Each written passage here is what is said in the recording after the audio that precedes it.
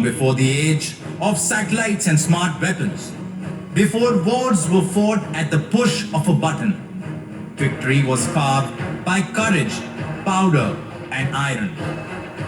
Across centuries, these guns stood where history was decided. On burning plains, frozen mountains, storm-lashed coasts, and shattered cities. Each wheel rolled through turning points of empire. Each baron shaped the fate of nations. Tonight, these silent warriors speak once more, not with fire, but with legacy.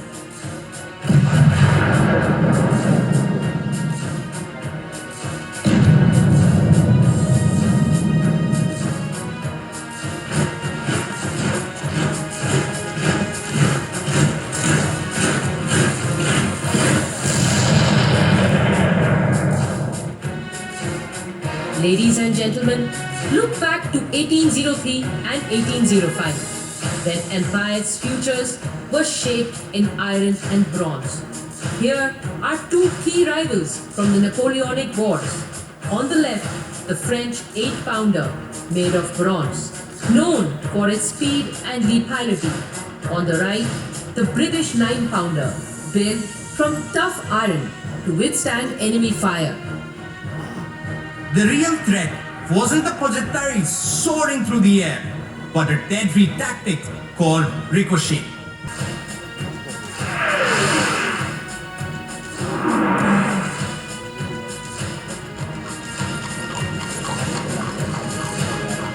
A formidable symbol of military might in the early 19th century.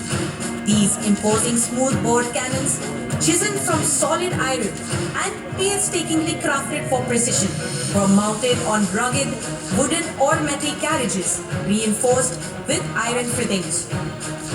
They swept across the battlefields of Asai and Delhi during the Anglo-Maratha and the Anglo-Sikh wars. Their devastating firepower playing a decisive role in establishing the oppressive British rule across the Indian subcontinent. Enduring historical significance, often showcased in military museums and brought to life in historical reenactments. It stands as a powerful emblem of the evolution of battlefield artillery, their ingenuity met raw firepower. More lethal than earlier light cannons, they armed British flotillas and warships during the age when the Royal Navy ruled the seas. Introduced in 1818, the 37mm muzzle-loaded carriage gun quickly became the backbone of the British horse artillery. More than mere weapons, they embodied the era's fusion of engineering finesse and battlefield dominance. The 2.75-inch breech-loaded gun came into service in 1856 when the British military was forced to modernize its artillery after the painful lessons of the Crimean War. British guns had been outmatched and outraged, their shortcomings laid bare on the bloody fields. Step into 1895, a changing battlefield. Cannons, once hidden by smoke, were revolutionized by the 12-pounder with cordite, smokeless powder. It allowed gunners to see their shells reach the target, marking the dawn of precision gunnery, striking without blinding the shooter. Progress has... The 75mm breech-loading artillery emerged as a mainstay of Japanese forces in the late 19th and early 20th centuries. It played a decisive role in Japan's campaigns during the Russo-Japanese War, the Second Sino-Japanese War, and the First World War. These guns pounded Russian fortifications at Port Arthur and Mumbai.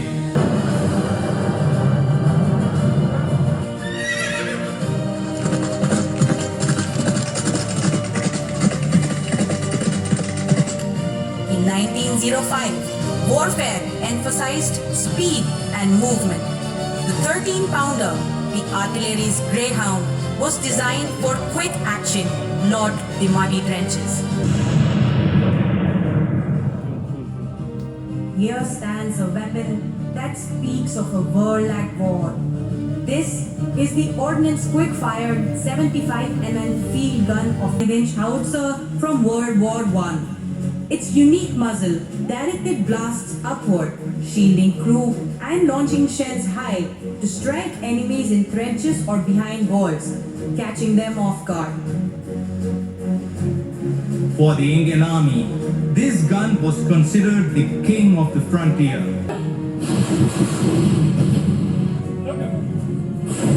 The exploding 15-pounder served the British Indian Army across rugged frontier campaigns, training generations of Indian gunners who later formed India's artillery backbone.